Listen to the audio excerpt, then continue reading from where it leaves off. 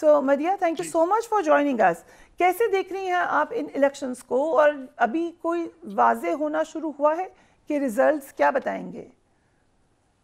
Thank you so much, Fariha, for having me. And I would take this opportunity to say this to you that I'm a big fan of yours. Thank you so and much. आप पूछ रही हैं elections, तो बहुत interesting elections बनाए जाते हैं। I would say this, ये हमेशा से अमेरिका की स्ट्रेटेजी होती है कि इलेक्शंस पे पूरी दुनिया की नजर होती है, ये सुपर पावर है, और फिर लोग सोचते हैं कि शायद इस कंट्री की बदौलत हमारे ममालिक के फैसले भी होने वाले हैं। Just like Pakistan, everybody is talking on if and that, ये हो जाएगा, ये आ जाएगा तो वो हो जाएगा, वो आ जाएगा तो पाकिस्तान को क्या फायदा होगा।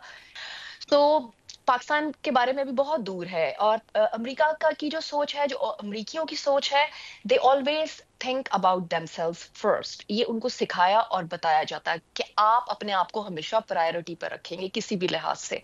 तो अमेरिकी इंतखाबात में उनकी हमेशा से क्या डिमांड होती है, जब भी वो क्यों वोट डालते हैं, उनको ईज चाहिए जिंदगी जीने का, क्योंकि यहाँ पर एवरीबडी इज बाउंड टू पे द टैक्सेस। तो जब हम टैक्स देते हैं, तो अगर मैं आपको टैक्स दे रही हूँ, तो आप मुझे श्योरिटी करा रहे हो कि you will be getting every single thing. फिर अगर आप खुदा ना खास्ता उन 4 साल बाद भी अगर आप वो चीज पूरी नहीं कर पाएंगे, देन आप कैसे मुझसे नए इंतखाबात में बात करेंगे। तो अभी जो वोट बैंक टूटा है और जो इफेक्ट किया है डेमोक्रेट्स को, वो कुछ चीदा चीदा इश्यूज है। उनमें एक इम्पॉर्टेंट है गाजा और पैलेस्टाइन इशू, क्योंकि इस पे कहा गया जंगबंदी होगी, बट लोगों ने विद इन डेज देखा किसी किस्म की ना तो जंगबंदी हुई और ना होने का इरादा है। और ट्रंप ने भी लगे हाथों ये लोगों को बता दिया है कि ये जो आप कह रहे हैं ना जंगबंदी का, तो ये फॉल्स होप ही दिए जा रहे हैं। देन आप उसके बाद एक और एज जो मिलता है, वो इसी वजह से देखिए, 9/11 के बाद जो डेमोक्रेट्स ने पॉलिटिकल स्टंट खेलने के बाद जो अरब और मुस्लिम्स का वोट गेन किया था, मतलब उनको हौसला देके अमेरिका की प्रेमिसेस में, क्योंकि तब बहुत ज्यादा मुश्किलात हो गई थी मुसलमानों के लिए, तो इसलिए वो सारी कौम डेमोक्रेट्स की तरफ शिफ्ट हुई थी। अब उन्होंने देखा कि फिर मुस्लिम पट्टी के साथ यही ब्रूटैलिटी हो रही है, तो वो क्यों वोट देंगे। अब उन्होंने थोड़ा सा वो न्यूट्रल हुए, रुक गए। Now they are in the deciding mode, जो कि कहा जा रहा है कि डिसाइड, अब उन्हीं का वोट जो है वो देखते हैं क्या होगा। उसके बाद फिर एक एक और डिबेट है कि स्विंग स्टेट्स डिसाइड करेंगी, बट उसके साथ फरिया एक और इम्पॉर्टेंट ये चीज है कि लोगों के जो वोट हैं, ये कोई फैसला नहीं करेंगे, फिर ये सारा कुछ आगे जाएगा स्टेट पे, then state is going to decide about the upcoming president. जैसे कि हमने पिछले से पिछले इलेक्शंस में देखा that Hillary she won the, वो लाइक उन्होंने लोगों का और लोगों के दिल भी जीते और वोट भी जीते, इलेक्टोरल वोट उनका हाई था। बट जब स्टेट ऑफ रैप को डिसाइड करना पड़ा, कांग्रेस को डिसाइड करना पड़ा, क्या हुआ, ट्रंप एकदम से प्रेसिडेंट बन गए। तो लोगों को पता है, जो यहाँ रहने वाले लोग हैं, जो हर 4 साल बाद वोट के प्रोसेस से गुजरते हैं, उनको ये सारी प्रैक्टिसेस की आदत है कि ओके फाइन, इसके बाद ये होने वाला है। तो वो अपनी एक्साइटमेंट भी और अपनी सैडनेस भी, या आप कह लें कि थोड़ा सा जो इस्तराब है, अभी वो सब लोग मियाना रवि में चल रहा है कि देखते हैं क्या होगा, देखते हैं क्या होगा।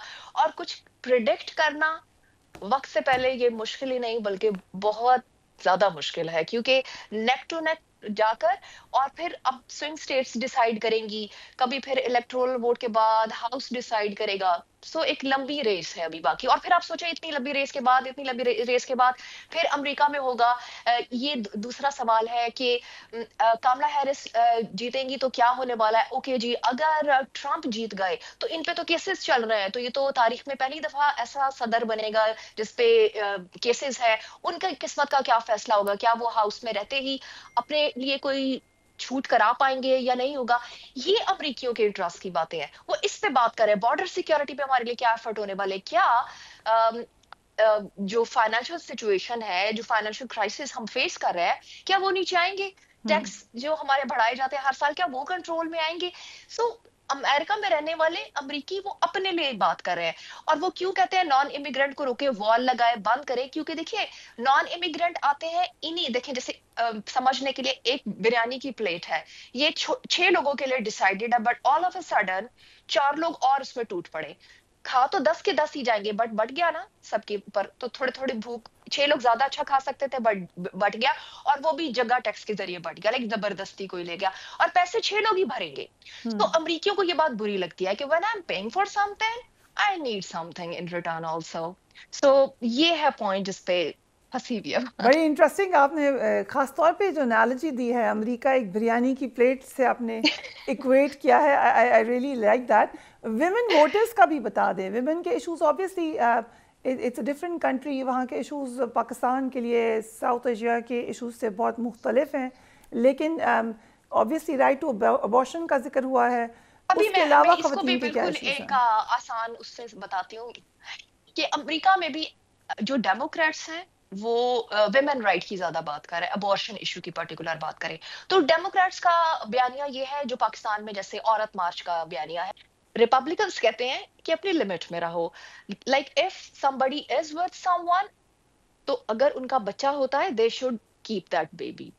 आसान लफ्जों में समझाने के लिए, is expecting a child, they can abort it.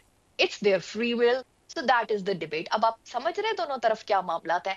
तो आपको समझ आएगा कि रिपब्लिकन्स हाँ एक सिविलाइज सोसाइटी की बात कर रहे हैं, but on the other hand modernity और लिबर्टी को इतना ज्यादा अब्यूज कर दिया गया है that people they want it कि भाई अब ये सोसाइटी में पेनिट्रेट करके जस्ट लाइक सोसाइटी नॉर्म बन जाए। Like people should not mind it कि ओ माय गॉड इसने अबॉर्ट करा लिया। लाइक इन माय स्टेट यहाँ पे आप अबॉर्ट नहीं करा सकते। आप प्रेग्नेंट हो गए तो बच्चा है, आपको पैदा करना पड़ेगा, और वो फिर इवेंचुअली अगर आप बाप नहीं एक्सेप्ट करता तो स्टेट इज द डैड।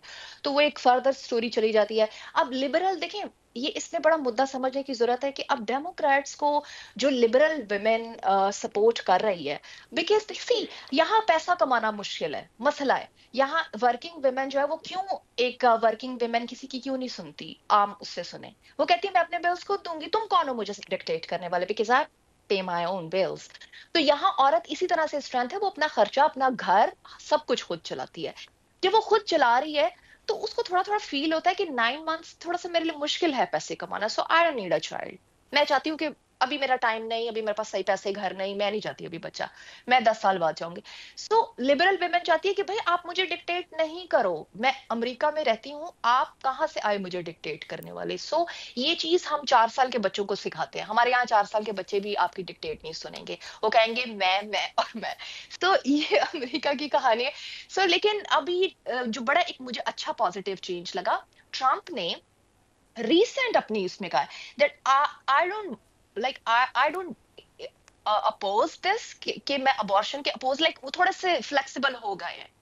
तो अभी मतलब समझ ले, जो डेमोक्रेट्स कह रहे हैं it can be a political stunt, it's fine, political stunts ही तो होते हैं पॉलिटिकल कैंपेन्स में, तो it's fine. But there is a bright possibility, क्योंकि जब ट्रम्प के मुंह से ये बात आ गई है तो स्टेट रैप ने भी सुना है, मेरे जैसे वोटर ने भी सुना है, सबने सुना है।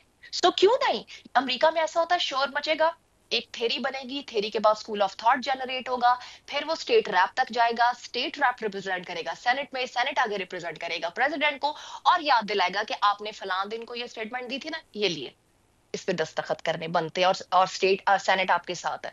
तो इस तरह से यहाँ रूल्स बनते हैं और डिसाइड होते हैं, बड़ी आसानी से 2.5-3 साल आराम से निकल जाते हैं, आराम से निकल जाएंगे। तो ये इस तरह से यहाँ पे रूल्स बनते हैं, मॉडिफाई हो जाते हैं, यू कैन से दैट।